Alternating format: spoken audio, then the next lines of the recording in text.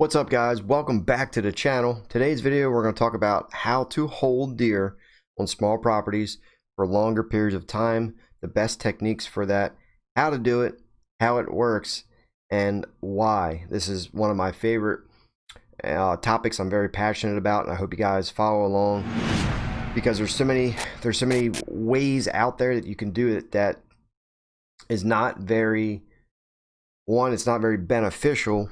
Two, it could make it worse for your property. And three, a lot of it you can actually waste your money. There's really things out there that can, hold deer on your property for longer periods of time that's really free, and it doesn't really cost much money at all. And that's what we're going to talk about today. If you guys are not subscribed to the channel, please be sure to subscribe. I believe we're about to hit 15,000 subscribers on the channel, which is mind-blowing for myself because I never really thought it would go that far when I first started. I'm very passionate about this, and I've made a lot of videos about how to attract deer in general. But I wanted to bring this. I usually do one of these videos once a year or so. But jumping right into it, guys. Hope you're doing well. Hope you're feeling good. Number one way on how to hold deer on small properties for longer periods of time is obviously food. And when I say food, I'm not saying a bag of corn, a bag of crushed acorns in a bag of mineral lick this, mineral lick that. I'm not talking about that. I'm not talking about pellets. I'm not talking about some kind of pellet dust, some kind of magic potion or something like that. I'm talking about food. And there's a lot of companies that sell that type of stuff, and I'm not saying that it doesn't work, because it will work. It will attract deer. Deer are very curious animals. They like different smells, any kind of sweet smell. It may attract that deer to that, whatever it is you're dumping out, throwing your money into the dirt. It may do that. And you could kill a 200-inch deer. I'm not saying that it doesn't work. But for long-term benefits, long-term results, and what you do this year benefits next year always, no matter with what you do. But it's about food. Deer consume 4 to 6 pounds of food per day. Times that by how many deer that's in the area on your property. That's a lot of food, guys. A lot of food. And when I say food, I'm talking about just, food plots. Greening growing plants, briars, bushes, honeysuckle. Deer eat poison ivy. A lot of people don't know that. Deer love poison ivy, ragweed, goldenrod, different types of grasses, briars, bushes, shrubs, fruit trees, apple trees, all those types of things. Deer crave acorns. They crave these types of foods. They seek out the most nutritional food. That's what deer do. Does, bucks, fawns, doesn't matter. They want the highest quality food source that they can eat within the area. If they don't have it, they will leave. They will go someplace else to find it. It's just like one of the simplest things you could do.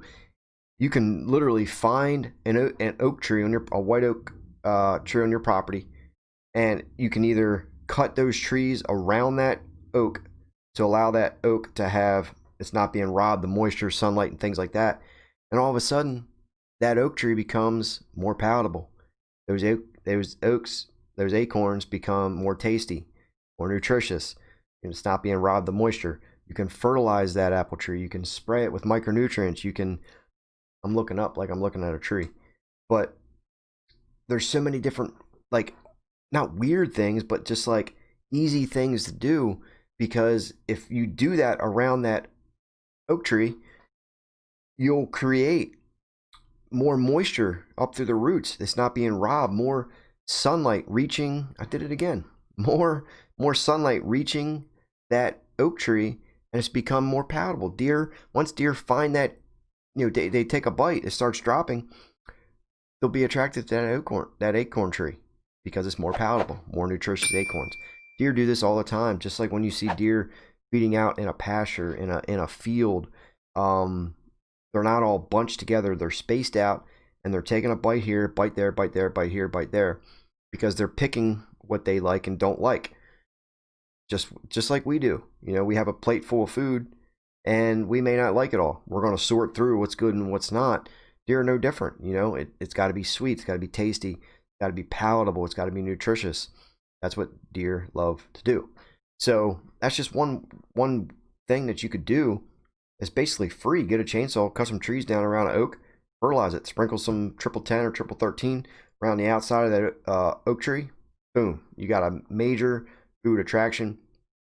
I would not rely on fruit and nut trees, or fruit, yeah, basically fruit and nut trees if you plant them, because once those trees drop fruit and the fruit's gone, guess what? The deer are gone. There's no more fruit left. So the best way to do this is increase food value on your property through clear cuts, hinge cutting, hack and squirt methods to get more sunlight through the floor to create regrowth, hardwood regeneration, bushes, shrubs, briars, woody browse in the wintertime and fall.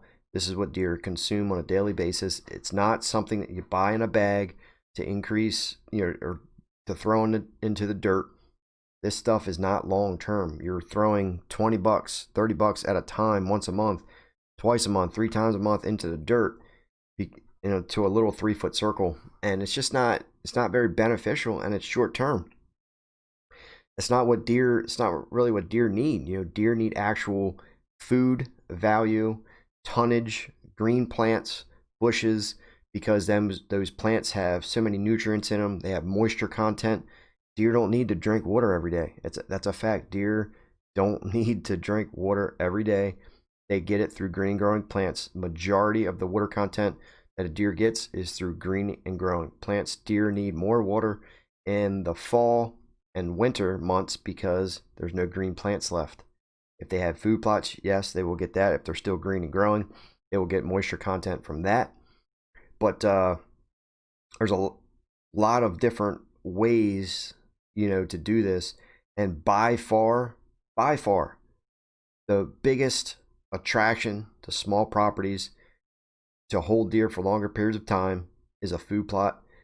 Food plots are a manicured crop that we do. They're created by man or woman that we put there. They're man-made, and they're very powerful because if you do them right, soil tests and all that, because they're manicured. It's a manicured crop. We're taking the time to soil sample, we're taking the time to lime, we're taking the time to fertilize, and we're buying plants specifically for deer that are sweet, palatable, tasty, nutritious for them, and they seek this stuff out.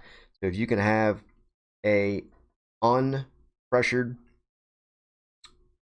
food plot that's done 100% correctly with soil samples, fertilization in the correct area, unpressured, you will by far outcompete your neighbor, because 90% of food plotters do not do it the proper way. And it's a shame because they don't see the true power of a food plot.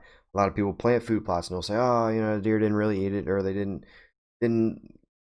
didn't see a lot of deer. Well, did you do a soil sample? Did you pressure too much? Well, no, I didn't do a soil sample. Well, that's why.